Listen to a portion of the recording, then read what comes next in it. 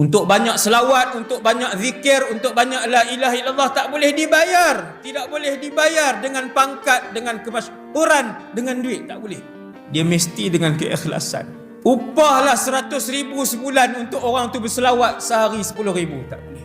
Dia tak boleh buat.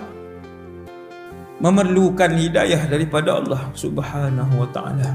Ribuan malam ni dalam masjid. Tapi berapa ramai yang Allah akan pandang hati dia untuk Allah campakkan istiqamah untuk dia dapat maklumat hak malam ni kita bercakap.